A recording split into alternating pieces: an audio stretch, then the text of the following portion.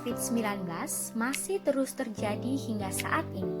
Hal tersebut membuat kegiatan belajar dari rumah masih terus dilakukan untuk menekan angka penyebaran COVID-19. Saat ini orang tua diberi tugas tambahan untuk menemani anak belajar dari rumah. Dalam menanggapi hal ini, setiap orang tua pasti memiliki respon yang berbeda-beda. Kebingungan untuk mendampingi anak belajar di rumah tentu dirasakan oleh sebagian orang tua yang tidak terbiasa melakukannya, sehingga membuat hal tersebut terasa melelahkan, bahkan menimbulkan emosi-emosi negatif yang dirasakan.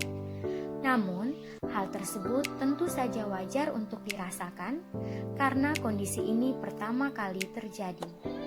Nah, Bapak Mama tidak perlu khawatir karena dalam video ini saya akan memberikan tips-tips mendampingi anak belajar dari rumah supaya tetap efektif dan menyenangkan baik bagi orang tua maupun si kecil.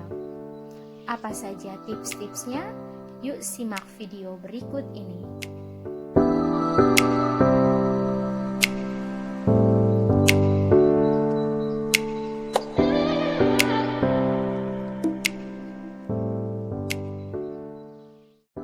Tips yang pertama, tentukan lokasi belajar.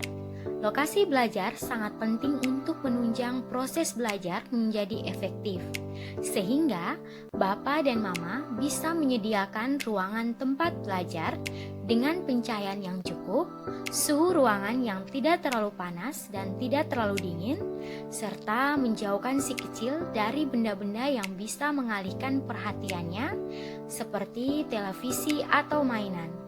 Pastikan ruangan mendukung proses belajar si kecil. Tips yang kedua, memahami kebiasaan anak belajar.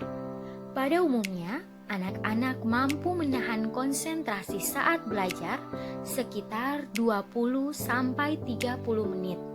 Sehingga ketika Bapak dan Mama melihat si kecil sudah mulai tampak uring-uringan dan tidak konsentrasi, Bapak dan Mama sebaiknya tidak memaksanya untuk tetap belajar, namun memberikan jeda sejenak agar ia bisa istirahat. Ketika ia mampu mengerjakan tugas yang diberikan, atau ketika ia berhasil membaca buku selama 20 menit, maka Bapak dan Mama bisa memberikan reward berupa cemilan yang ia sukai, memberikan kesempatan untuk minum air, atau keluar sejenak dari ruangan tempat ia belajar. Tips yang ketiga, mengenal gaya belajar anak. Setiap anak memiliki gaya belajar masing-masing dalam menyerap informasi. Terdapat 3 gaya belajar. Pertama, gaya belajar visual. Anak dengan gaya belajar visual biasanya memiliki kemampuan untuk mengeja, membaca, melakukan pengamatan, serta menggunakan gambar dalam mengingat sesuatu. Yang kedua, gaya belajar auditori. Anak dengan gaya belajar auditori biasanya mudah terganggu jika ada suara di sekitarnya saat belajar. Ia akan lebih mudah menyerap informasi dengan cara mendengarkan, membaca sambil bergumam atau bersuara. Yang ketiga, gaya belajar kinestetik. Anak dengan gaya belajar kinestetik biasanya terlihat gelisah saat belajar, seperti menggerakkan kaki dan memainkan pulpen atau pensil. Dengan cara demikian, justru membantu ia mengingat apa yang dipelajari. Ia juga lebih mudah menyerap informasi melalui praktek atau contoh konkret. Nah, melalui 3 gaya belajar tersebut, Bapak dan Mama bisa mengkategorikan si kecil masuk dalam gaya belajar yang mana dan membantunya belajar sesuai dengan gaya belajarnya. Tips yang keempat, menjaga perilaku saat mendampingi anak belajar. Bapak dan Mama bisa menjadi contoh bagi si kecil, karena Apapun yang dilakukan dan dikatakan orang tua akan mempengaruhi bagaimana sikap si kecil dalam belajar atau kesehariannya. Hindari kebiasaan buruk seperti mudah emosi dan membanding-bandingkan anak dengan anak lain, karena hal ini akan mempengaruhi proses belajarnya.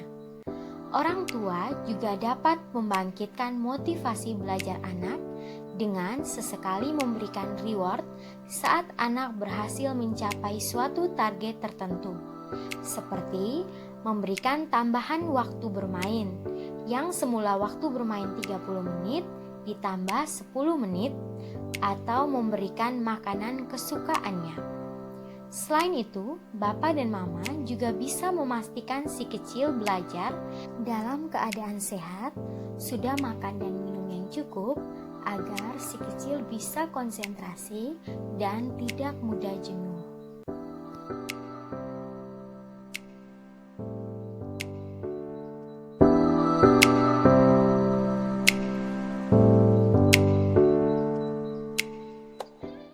Sebelum mengakhiri video ini, tips-tips di atas bisa dilakukan Bapak dan Mama secara konsisten agar tercipta belajar yang menyenangkan walau bukan berada di sekolah.